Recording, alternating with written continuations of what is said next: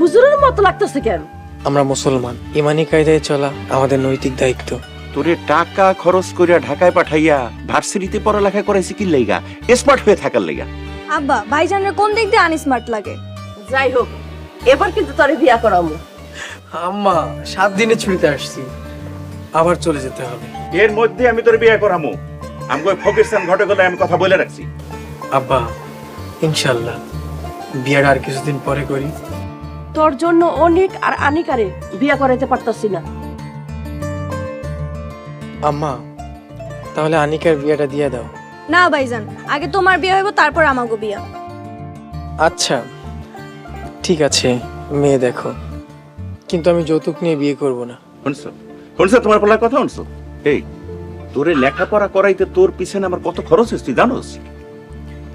আব্বা খরচ করছো বিধায় আল্লাহর রহমতে আমার এত বড় চাকরি হয়েছে। ইনশাল্লাহ আমাদের আর কোনো সমস্যা থাকবে না। যাই হোক, যা ঘরে যা। এই তোরা ওরে ঘরে নিয়ে যা। চলো ভাইজান, ঘরে চলো।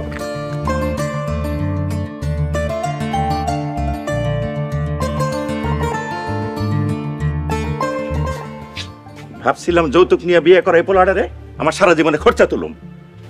তুলবেন, সমস্যা কি? আপনার পোলাদি শহর থেকে হুজুর হয়ে আইছে, সে নাকি যৌতুক নিয়ে বিয়েই করবে না। শোনো, আমিও বলে দিলাম আমি যৌতুক ছাড়া পোলার বিয়ে করব না।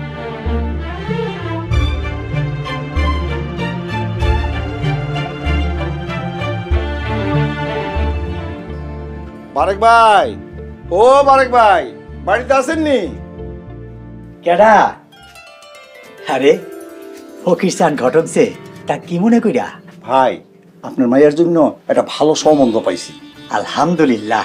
তা পোলা কি করে? ওলা ঢাকা শহরে অনেক বড় চাকরি করে, অতি উচ্চ শিক্ষিত পোলা। পোলা উচ্চ শিক্ষিত, ঢাকায় অনেক বড় চাকরি করে।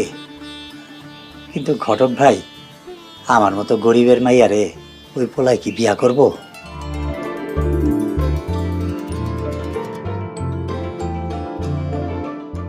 করবো না কেন? মাইয়া যদি পছন্দ হয় আর কিছু যদি দেন তাহলে তো অবশ্যই বিয়ে করবো। ঘটক ভাই, আমি তো গরিব মানুষ। আচ্ছা ঠিক আছে, এগো রাইতে কর। ঠিক আছে, তাহলে আমি কালকেই পাত্রপক্ষ নিয়ে মাইয়া দেখার জন্য আসুন। এখন তাহলে আসি। আসসালামু আলাইকুম। ওয়ালাইকুম আসসালাম।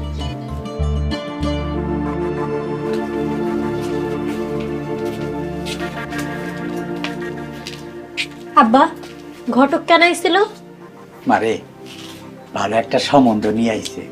পোলায় নাকি ঢাকায় বড় চাকরি করে। আব্বা, আমি এখন বিয়ে করব না। মারে, বারবার ভালো সম্বন্ধ আসে না, দেখি আল্লাহ কিসমতে কি রাখছে। আব্বা, সামনে রোজা, আমার যদি বিয়ে হয়ে যায় তাহলে তোমার সেহরির সময় রান্না করে দিব কে, আর ইফতারি বা বানাই দিব কে? আমি এখন বিয়ে করব না। আমার কথা তুই চিন্তা করিস না, আল্লাহ একটা না একটা ব্যবস্থা করবই।